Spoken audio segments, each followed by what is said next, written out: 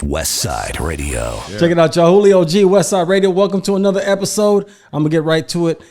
West Coast legend. I got another one over here, too. We got a couple of them now, but right now, X to the Z. Thank you for coming through, my brother. Julio G, man. First of all, let me tell you something, man. It feels so at home to hear your voice in these cans. You know what I'm saying? Thank you, man. Thank you, bro. Like the nostalgia of what your voice means to, we just talking to Big Boy, but you are that synonymous. You're the voice of Los Angeles. You know what I'm saying?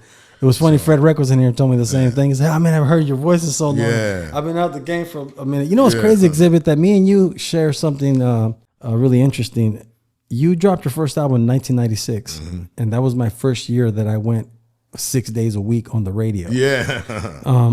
I started earlier with Eazy-E on Ruthless Radio Show, but I was doing like the weekends. But this is my first year, and I remember you did this drop for me. I'll always be so thankful for that, because honestly, it was like your come up and mine, And then when you came and did that for me, it made me look good, because it was just so raw. It was just so hard. And when I would play it on the radio, it just helped me out a lot. And I appreciate you. That's why I always have a special spot for you, man. And I love you a lot, man, for that. I love you too. You came through. Man. You came through and did my dog Julio. Liquid. Joe Quick. Yeah. What up? Oh, wow. I remember this. Drop that right here. Come on. Keep it moving.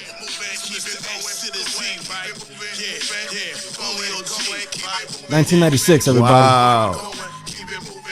That's how raw he was. Yeah. It took a long time coming, but we waited. Xzibit went from underrated to now most anticipated. Step and get disintegrated. Blown the bits and smithereens. The guillotine hit the quarantine. The whole scene. Graduate from Hennessy Watch to XO. How? I just don't know, man. I just don't know. Xzibit Ras Cast is severe.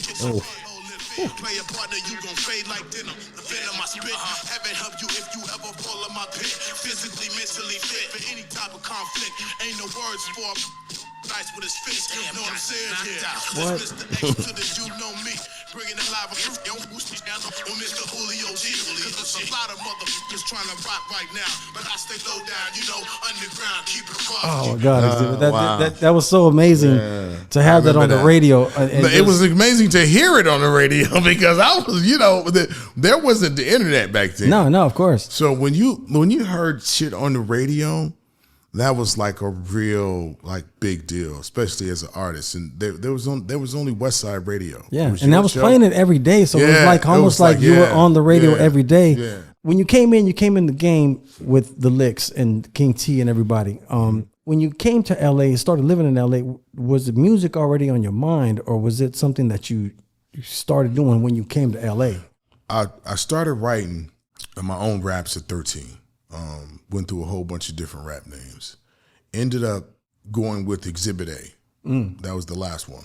And then I dropped that about the same time I got to California, dropped the A, and then started spelling Xzibit with not the E, but the X. At the same time, I was just kind of battle rapping. And so never took it serious. I was coming off the street, coming from hustling, wanted a fresh start. King T and the Alkaholiks, well, King T specifically and James Broadway 360 were the people I kind of got introduced to. And they were the first artists that I knew were real record deals. Right, you know what I'm saying? It was like paperwork behind these guys. Yeah. So I kind of groomed under that production team. And that's where it became real to me. Because at the time in LA, it was a vibrant scene. It was like there was clubs that you can go to that showcased the kind of music that we loved, and you had the opportunity to actually cut your teeth there. There was Unity, there was The Good Life, there was all these other outlets that we all used to congregate with. I mean, it was a really strong time. You had the Far Side and then the offsets of the Far Side, the Wascals and, Buckwheat and all these guys. And, we existed because, King T had created the Alkaholiks, and the offset of the Alkaholiks were these other guys coming in, myself, the Far Ride, and so we were playing our part because that was kind of where it was. And being part of that scene and going to the, Whiskey A Go-Go and, running with Will I Am when he was Will 1X, you know what I'm saying? So when it became real to me is when Steve Rifkin actually said, I want to sign you. I want to ask you about being around King T and then you're around J-Ro and then you're around the Taj.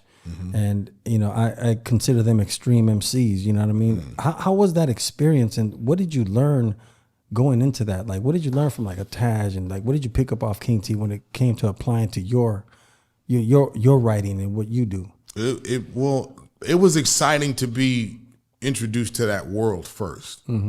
Like to see, you know, to go into an office and then they giving free Helly Hansen jackets out.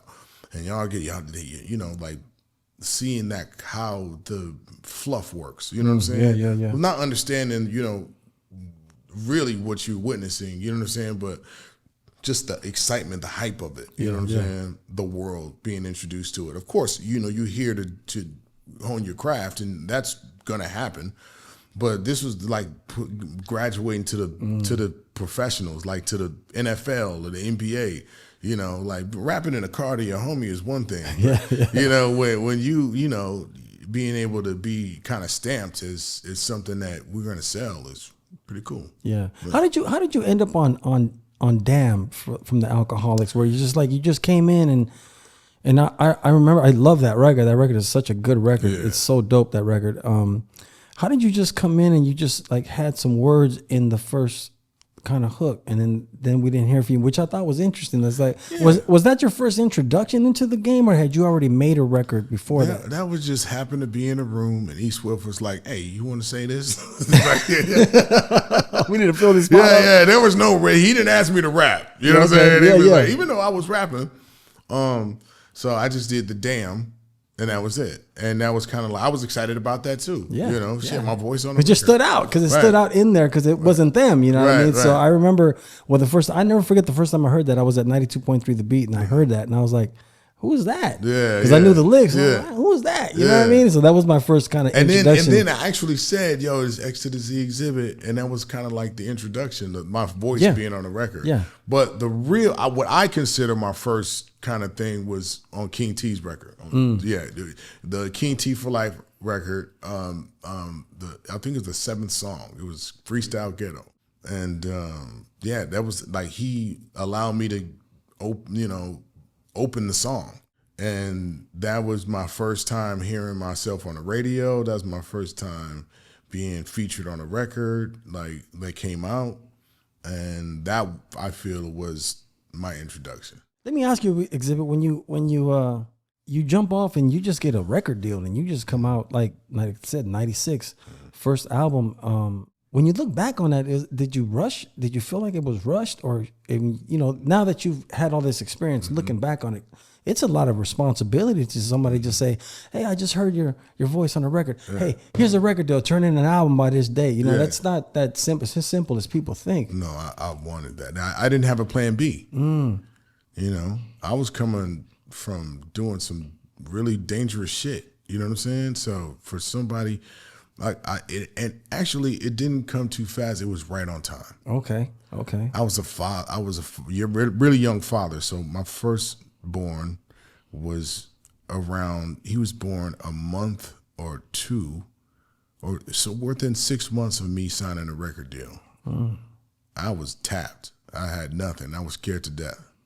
So when I got signed, I got $15,000, but that $15,000 was 10% of the actual budget, which is $150,000. Right. So I like telling this story because me and Tila were under the same production company, and the production company.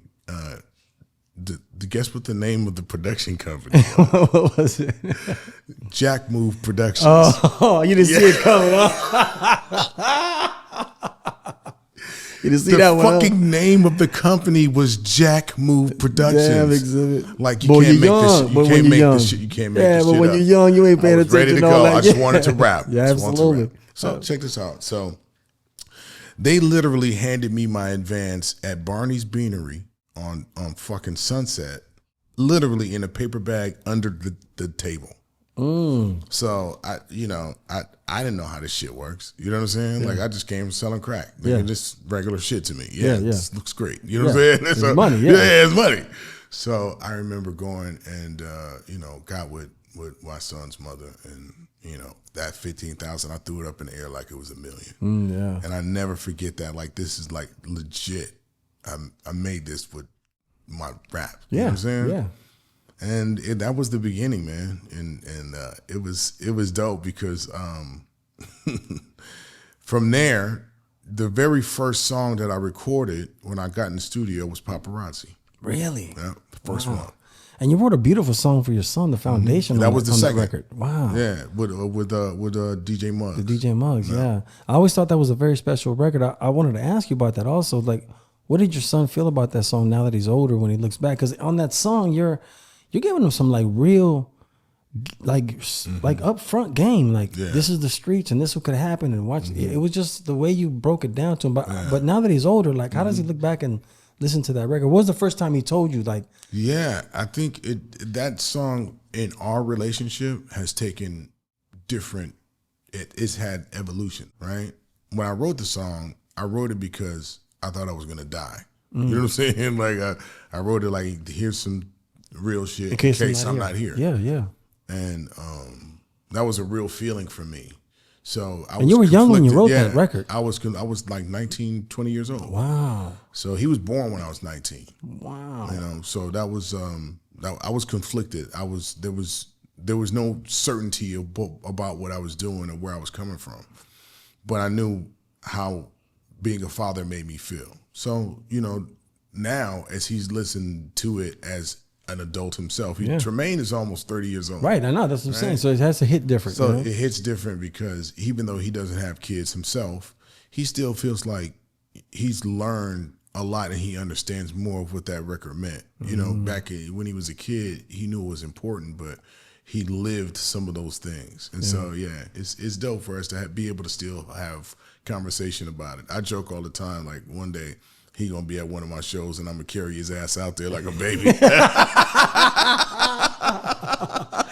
Xzibit, what did you learn working with Steve Rifkin and Loud Records? Because you came in at a time where it was like he had a lot of artists and they were all popping in their certain ways, and then you put yourself in there, and then being from the West Coast, it wasn't like it's more of an East Coast label, I guess. But how was the relationship with you guys, and what did you learn just from that you've adapted into Open Bar? Like what did you learn with Steve?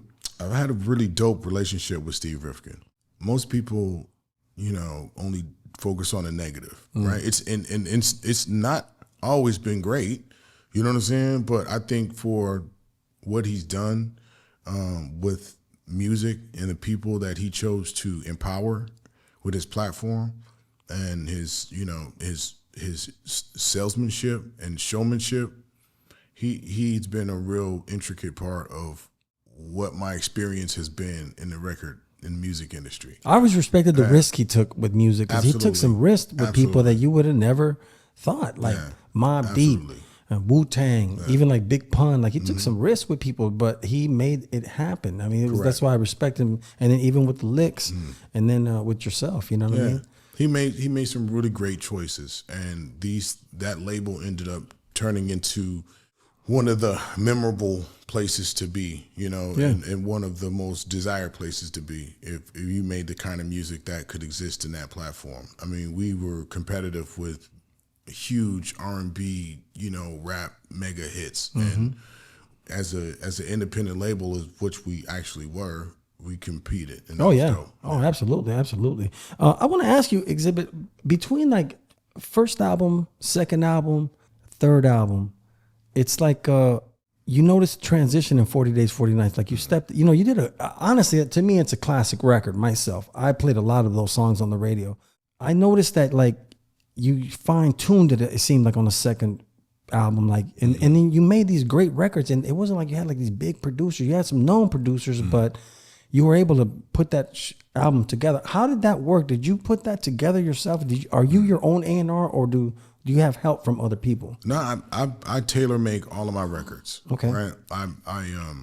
I've always been very hands-on when it comes to what my records are supposed to sound like. Now, I've experimented with engineers, I've experimented with. But once I hone in on the sound, and I can find that sound, it doesn't really matter what producer I'm working with. I know the sound I'm looking for. And then once, I learned this from Sir Jinx, being able to start kind of visualizing an album. Like, this might be the beginning, the middle, or the end, but I know I just made the end record. Okay. Because I feel like, right, and then maybe someone come and knock that out of place, but you start kind of building when you have pieces. It's like when you create the medleys when we were on tour and we got different songs that we want to kind of put together and they sound good together. That's the same way that I started making my record. So when I listened to At the Speed of Life, there were some really things that I wanted to do different. Like, I could just feel that I just accepted certain things, because I was just didn't have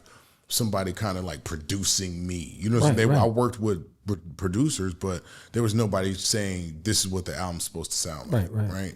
So I kind of like went in swinging. And then when I saw the performance and realized that, okay, so that works, here and here and here, but really when I want to be on stage, I want to be able to do other things, you know what I'm saying? Because that's where I feel like I got my most reaction was on, like when I was freestyling on the radio or I was doing a live show. Right. So the music was geared towards the live show because that's where I would get to see my people. Right. After 40 Days, 40 Nights, I felt like you went on like a run because I was playing like, I remember I was playing like Shrooms. I was playing songs that weren't even singles. I was just playing because I liked Putty Pop. Yeah. Shrooms I played a lot. What you see is what you get, and then 3 Card Molly.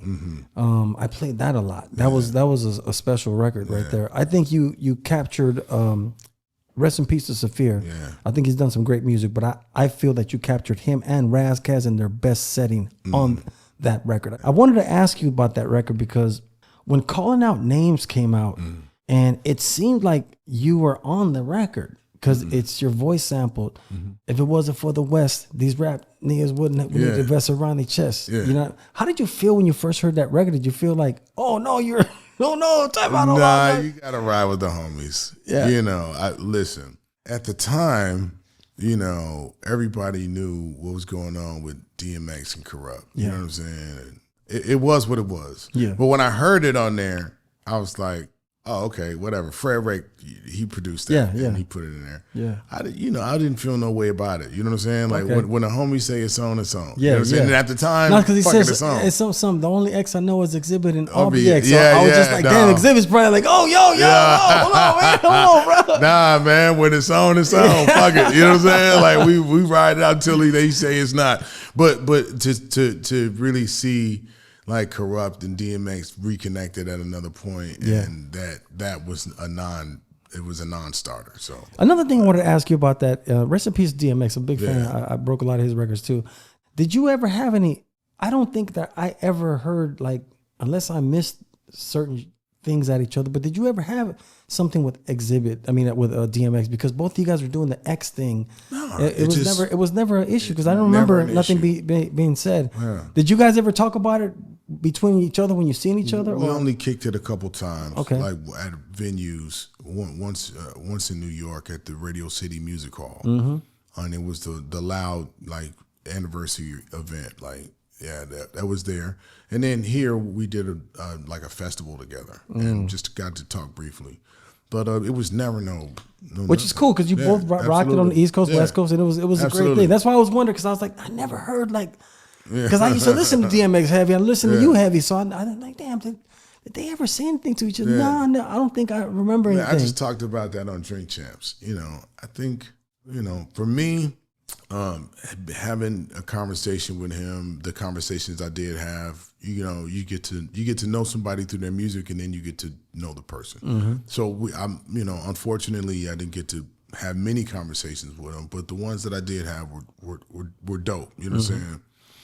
And, to see him perform and open up his shows with prayers and, have the emotional connection that he had with the audience. Yeah. It's really dope, man. And so, for me, I said this on Drink Champs. I was like, yo, he's the X. I'm X to the Z. There you go. No, that's right. That's right. And so then, it takes that conversation away. Xzibit, where did your live show come from? Because I remember like seeing these niggas. That's where you learned to perform that way, because you have an incredible show. I see you tear down the House of Blues. Yeah. Two different times where I was like, when you used to be on the top up there, I was watching from up there one day, and I was like, 40 Days, 40 Nights was out, and you were just tearing it down. Yeah. It was just like, damn, Xzibit is an incredible performer. Yeah. But that came from just being with the King T and the Licks and just coming up with them. Came from a lot of different things, like going to Unity and seeing a crowd go crazy in the mosh pits, and seeing all, doing the Warp tours and doing, going and seeing that kind of interaction with music. You want that energy, right? And so at the same time, I had to learn to stop over projecting and sound like you sound on the record. So working on that and finding that, fine tuning that, and then now you're realizing that your mixes sound fucked up because you can't sound, you're not cutting through because there's too much shit on the mix. So you like work through the kinks. I didn't have nobody like showing me the way. You know what I'm saying? School you on it, yeah. So I had to go do it wrong before I figured out how to do it right. Yeah. So that's where I kind of honed that thing in. And once it started being right and you start caring about the way you sound on stage is when you connect with more people. People will come to the show just to see you jump up and down. You know what I'm saying? But when you actually give them something they can hear and you feel good about it, they feel good about it, and now you went through all this process. It sounds pretty simple, but it's not. Finding that balance from going from the sound or the recording to going to a stage and providing that experience. And that's where I pride myself on. I think you have an incredible show. I think it has a lot to do with you as an artist. I think it's a package deal. Yeah. Because it's great to watch you live. I've been blessed because I've been able to DJ for you.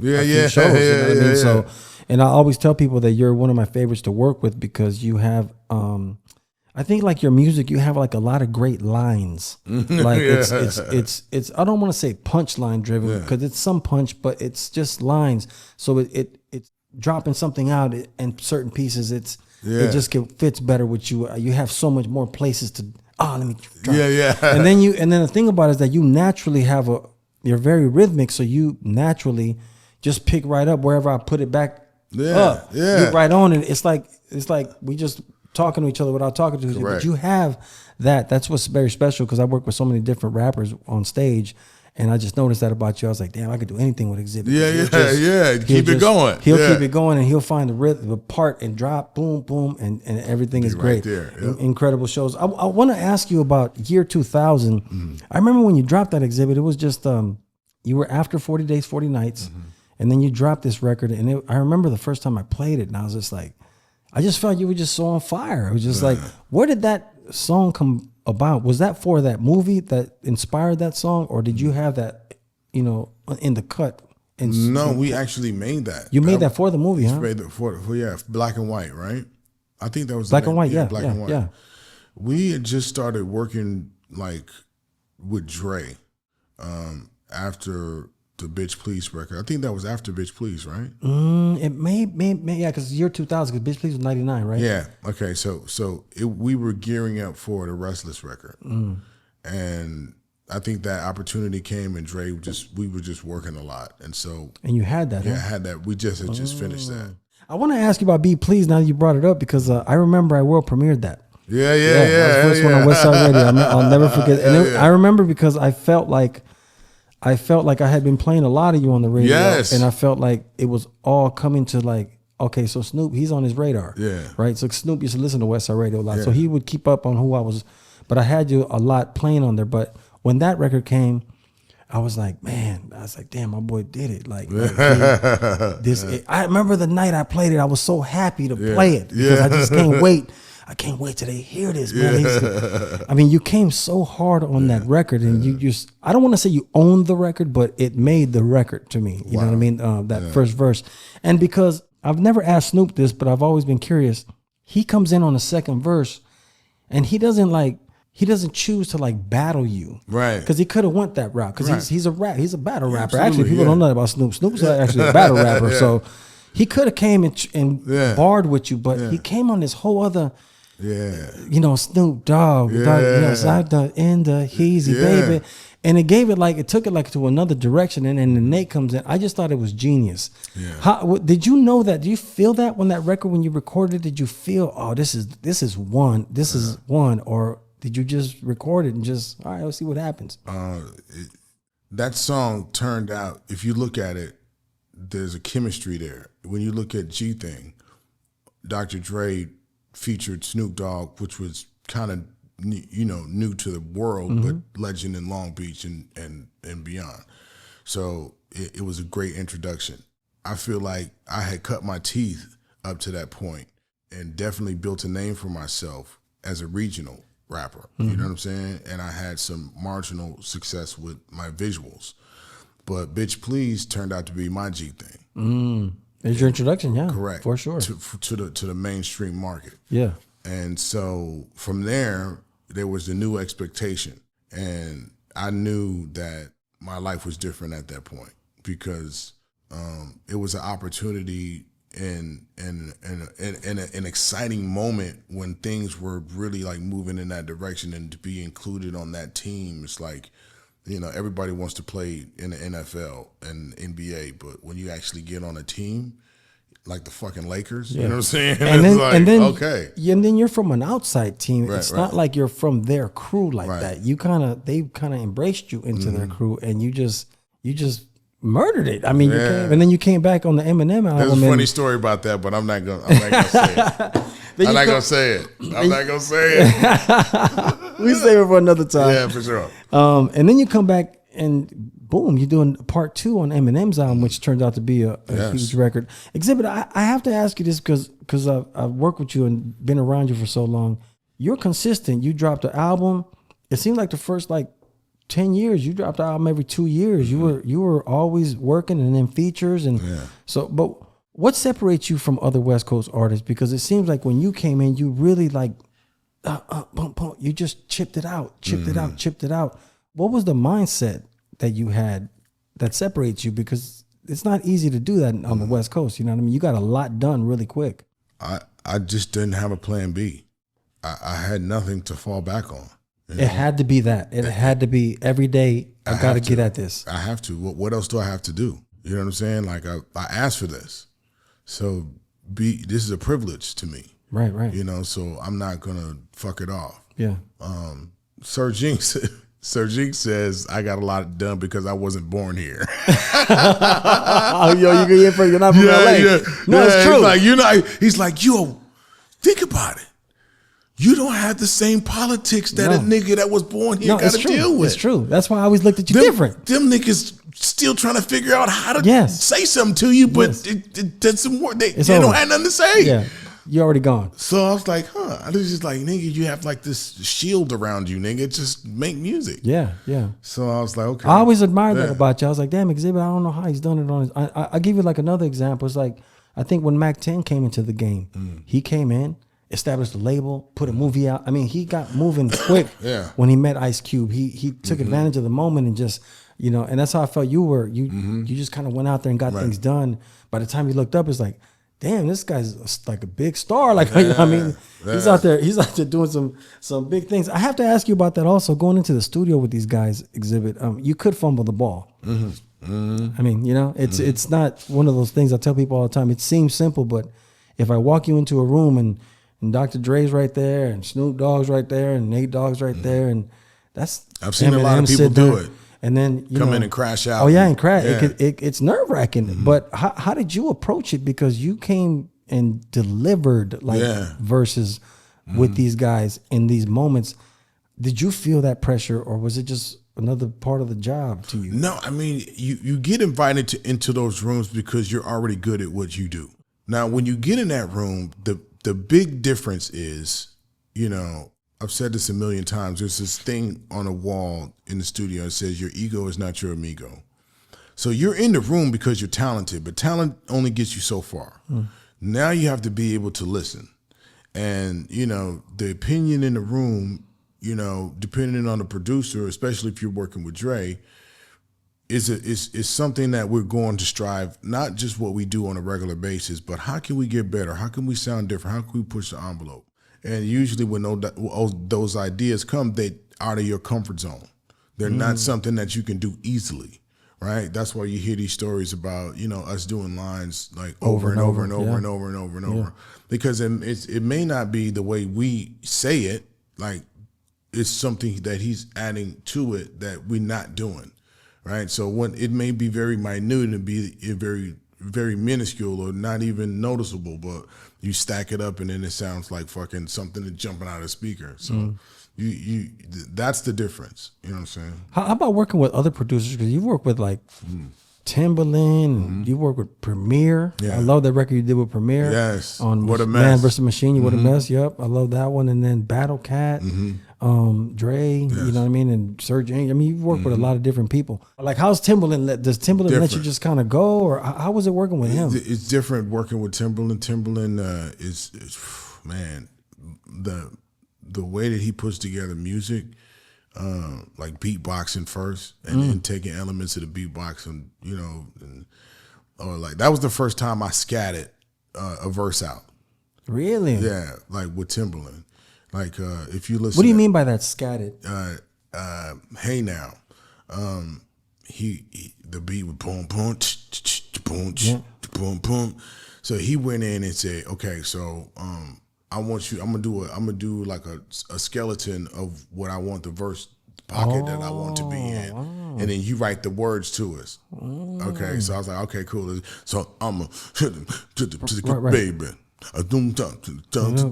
Yeah. And so I took that. He gave me that, and then I went to my hotel and I wrote the rap to that scat, and then that's what we did the next day. Or whatever. That's interesting. And I always thought that you got off on that record because there was more. You don't make radio records. Yeah. That was probably the closest thing I've ever the introduction felt like to that. Carrie Hilson too. Yeah, introduction to Carrie Hilson. Absolutely, I was going to say that also. But that was like the closest thing. But you never. I mean, what happens when the label? I'm sure the label came to you at one point and said, "Xzibit, that's it. We need a radio record." That's it, and that was their attempt. And they chose Timbaland, huh? They said, "Hey, we want to hook you up with Timbaland." Yeah, I mean, it was at Sony. It was we had access to it. Okay, it was like they wanted that. You know what I'm saying? What do you tell them when they ask you stuff like that? Like, "Hey, Xzibit," you know? I didn't know. I knew. No, I'm just in general. Right. When they ask you at any time, "Hey, Xzibit, that's a great album, but we need a radio song." What do you say to stuff like that? At the time, that was my first and last time doing that. Right. So Loud had just been bought by Sony Columbia, right? And I was in the new building. I was around new people. You know, I'm looking at the walls. I see Nas there. You know what I'm saying?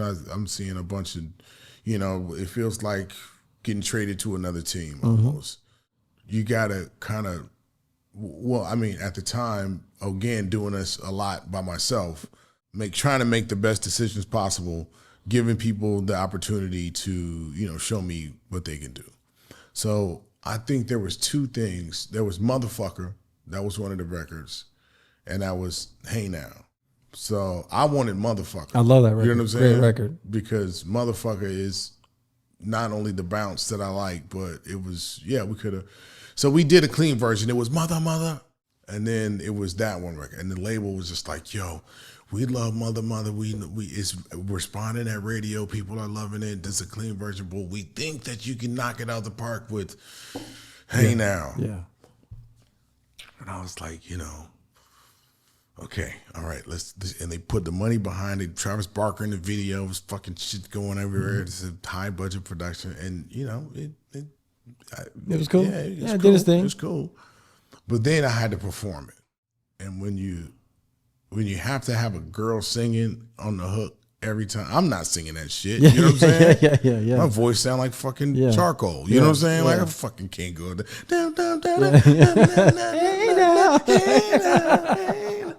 Fuck. I'm not fucking sing that shit.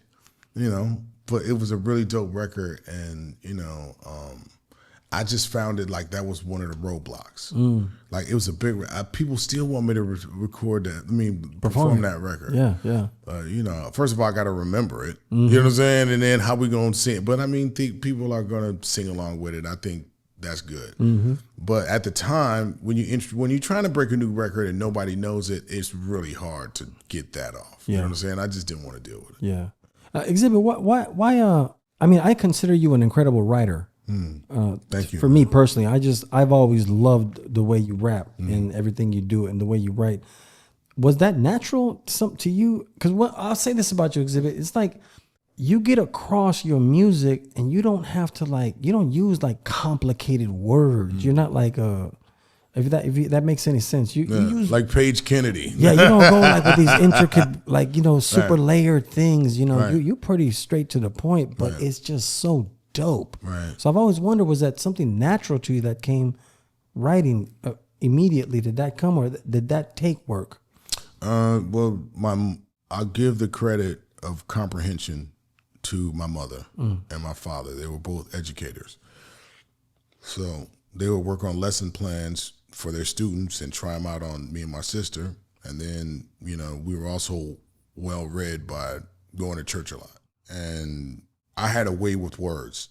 And that comes from just understanding them and knowing there's more than one way to say several things, right? Comprehension is big for that. And so now when you can take a sentence, and one of the exercises we used to do is boil a sentence down to a phrase into 2 words. And amazing. Yeah, one word says all of this. Now it makes all sense. Right? You know what I'm saying? No, but that's what makes sense. That's what I think you do. You have this thing that what in radio they used to say, less is more, right? So you're able to get off something that I'm listening to, and I can envision it in my head, but you do it in the least amount of less amount of words. Right. When other people, they'll go through a lot of wording to get this thought off, and that's why I say I just think the way you write, it's just to the point. I like it to sound the way the beat always will tell you what to say. The track will always guide the energy for me, and I think that's the best marriage that holds the weld. If that makes sense. Yeah. Being able to I don't like rapping fast. I like saying things that make sense and may have double, triple meanings if you listen to it. Okay. So that's the kind of direction I go to, and I think over the years I've been more comfortable in the pocket. So it used to start out like robotic, you know what I'm saying? And then I got more comfortable with it and understood where the pockets were, and understand you could say, don't rush everything. Because I used to just yell my raps, you know what I'm saying? Yeah. But then it was like, okay, calm down, and put it in the right pocket. Right. Except you're not gangbang rap. Like you're not. Your music is not. No. I think people may think that because they see the braids and they may see you in a slingshot or something, and they think that. But I always thought that people thought that, but when I listen to you, it's not really about gangbanging like that. Here and there, you sprinkle some LA shit in there. Yeah. But it's not really about that. What do you feel was the message of Xzibit in your discography? I think if you listen to, I just said this, if you listen to my music, you can cut down a tree, and then if you look at the stump or the place that you cut, you'll see rings, and in these rings, you could tell how long the life of the tree was. So if you listen to my first record, it was very green. It was very, I didn't know what to expect, but here's what I think is going to happen. And here's how I feel about hip hop. That was my first record. Then as I grow and I've had these experiences, and, things got better for me, and and the environments have changed, and the company has changed, and now this is what it feels like to have money from nothing, and now we can talk about things because we've been so real our whole life. Our backpacks have turned into fucking Bentleys. And, you know what I'm saying? And now these motherfucking whores are great. You know what I'm saying? Like, yes. Yeah. You know what I'm saying? For sure. So you listen to the growth. Like I literally it's like sort of like the Truman Show. But these documented times of my life are on film, on record, and I go back and I can listen to where I was, and I know exactly what I was doing. I could down to the rooms I was in, and now it's no different. I still look at music the same way. I still love it. I still love hip hop. I feel like the voice that I'm using now is what I'm supposed to be saying, how I'm supposed to be saying it in a very high level way. New album coming out that you've been working on. I've been hearing about it for a minute, off and on. You played me some songs today, incredible songs you have on there. When is this album dropping? This new one? March 28th. March 28th. Yeah. Doing this album, you've been around for a while, so you already understand how to put a record out. Like, what are you doing with this record? What's the concept and plan to like the rollout for it? Man, I first of all, I did this record for me first. I needed this record because you love doing music. You love doing music. Yeah, I needed to pick my record up from. I needed to. I couldn't leave my legacy where it was with Napalm. Okay, I owe this record to people that have been following me, loving me, respecting my music. I owe them this. Yeah. I think I'm going to catch a lot of people off guard with how strong I sound. Yeah, great records. I heard them. People aren't expecting to hear me this way. And I think people are going to be caught off guard by the presentation, the messaging. I'm really proud of this record. So, do you ever second guess yourself, Xzibit? I used to. Okay. Yeah. You can just be comfortable with a record. It's like, I'm gonna put it out, because I know it's got to be tough when you're like making a decision. Do I let it go? Do I do it? You would be amazed what you can accomplish when you stop giving a fuck what people think about you. Once you get rid of that fucking doubt, and then you're like, oh well, what if or looking at something, fuck that. Yeah. This is my race. This is my sound, and I just need to do this really well. Xzibit, do you feel that the younger West Coast respects you guys' work, like your era? I can't speak for them, but the people that have, you know what? I think it's this. I think the young cats feel like we didn't reach back or give them the game. They had to develop themselves, and so it's like we didn't pass the torch, or we didn't give them game, or so they built this thing for themselves. So if they rapping off beat, or they not having the lyrics that we like or whatever, then well, fuck y'all didn't do shit for us, and we did this ourselves, right?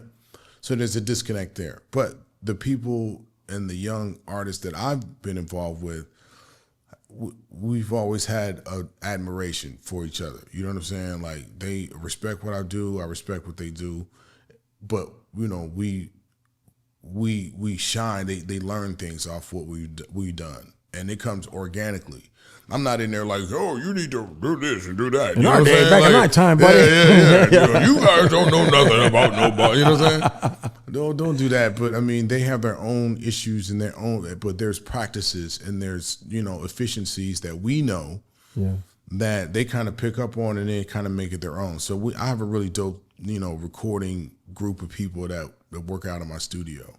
And there's legacy artists, and then there's, artists that are just getting on, So, man, I just think that, the West Coast artists now, the young ones, they need to feel included. They need to feel like, there's no new West, there's no old West, it's just the West. Yeah, it's just the West. Yeah. It's just the West. Absolutely. And, it's the same jersey, different team. No, absolutely. So when you look at it that way, I think there's a unification value that comes from that, and it just keeps the traditions and the culture going, and gives it a solid base. Right. You know what I'm saying? A history, a legacy that people can really look back on and feel like, this is still going from this. Right. Who produced on this new album for you, Xzibit? Oh man, there's some new guys. There's of course I got Battle Cat. You know what I'm saying? I got Duke. My man Focus is on here. Focus is great. Coach is on here. Just new guys. And then I got a lot of bucket list moments on here. Things that I've wanted to do over the years that have just never come to fruition. Me and Cube doing a record for the first time on my record. I appeared on his last record he just put out. To Break the Mirror. Man Down. You did a dope record with his voice in it that's just so dope. Back to the Criminal Set. I used to bang that so heavy on the radio. Was that a Battle Cat beat also? I think so. Right? Absolutely. Back to the Criminal Set. Dun, dun, dun, dun, dun, dun. But they can't catch me. Hey, I want to ask you about the cannabis business, Xzibit. I know you opened a a few stores now. There are two. We Two have of them. two locations. One in Bel Air, Xzibit's West Coast Cannabis, and then there's one in Chatsworth. And when you first came in, you came in with Brass Knuckles. That was That was the first brand. I had like two other partners. wow. Xzibit, you came in early in the game too, because that Brass Knuckles was super popular, Yeah. super popular. And so then that just graduated into going into stores now. Yeah, just kind of working with brands, building brands, understanding like what it takes to actually build. And it's hard to do legal cannabis in California. It is. Right. So having the experience of building both those brands, good, bad, and ugly of it, retail was a natural step forward, right? So becoming, part of a group that understood what it takes to run a dispensary, really smart group of guys, being able to have my input, curating stores, licensing, the branding, you know what I'm saying? Like putting the right brands in the stores, making sure that you in touch with the people that in your environment and service, build an experience. Right. Just don't be selling, weed out of a store, And so we come from that. We like to, leave it better than the way we found it, and dressing things and creating albums and doing all that stuff. So I get the same gratification of building a store that I do building the album. Right. And you've been a weed smoker for a long time. Oh yeah. And we've been smoking for a long time. Yeah. I gotta tell people, Xzibit, and I blame you for this, man. You're the one that introduced me into Hennessy and orange juice. Orange chicken. Oh my God. You can thank Razcast for that. That's the one that started all, man. That damn Hennessy got me into so chicken. much damn trouble. Yeah, man. come on, man. Yep. Let them know one more time where these stores are at, Xzibit, because I want the people that are watching to know. Yo, Xzibit's West Coast Cannabis. You can find us on Weed Maps. Google us. We are the Bel Air stores right next to the Getty Museum. If you're on 405, and you're sitting in traffic, it's right there. It's dope. You know what I'm saying? I got a bunch of, memorabilia from over the years, of all the record plaques and all this stuff. It's really like a hard rock cafe of cannabis. Yeah, I seen it. It looked really good. Yeah. Before my last question to you, I wanted you to give me some background. Rest in peace to Bigger B. Bigger B was a staple in LA, and at that time, he doesn't get the credit for doing so much for that underground scene at that time. Can you give me and for the people watching, a breakdown of Bigger B and what his impact was in the music at that time? So Bigger B was a very okay. First of all, he didn't get Bigger B just as a name. The man literally was huge, right? Yeah. So Bigger B looked like a football player. You know what I'm saying? But he was working at a record label, and he actually he was blood cousins with Chase Infinite, right? So Bigger B was a man of few words, and he talked very fast. So you didn't fuck around with Bigger B. So it was like he threw this club called Unity, and Unity was where all of us would gather, like every kind of MC. Dancer. What era was that? It's Jurassic. Is it dilated? It's all of it. Razcast. Crooked Eye. Yeah, Crooked Eye. All these guys were. Will I Am with the original members of Black Eyed Peas. Known now. Yeah, they were at Bank. They were at Unity. Medusa, she would flow back and forth between The Good Life and Unity, but Bigger B in Orlando used to throw Unity. Yeah. And that was like the first place where, when the who's who of hip hop showed up in Unity, right? So that would be the first time you get to see Wu-Tang Clan. The first time you get to see, Nas come perform, at Unity. And Bigger B used to be able to put people to open these shows. So everybody is going to be there. So you would kill for these spots. Just to be what I'm saying? Wow. Open up for these shows. And so, when you killed it, you got invited back. And so now you are starting to have a place where, everybody that loves hip hop and enjoys what we do is going to be there. and you get to be on stage and build and passed around and associated with these huge acts that are coming in as a new act. Yeah. That was before the internet, before TikTok, before all that shit. It was like Westside Radio, the Wake Up Show, and Unity. Yeah, you know what I'm saying? Absolutely. That's so like crazy. when you had the trifecta. Yeah. Oh, watch out! Oh, watch out! Here comes the deal. Woo! They're listening.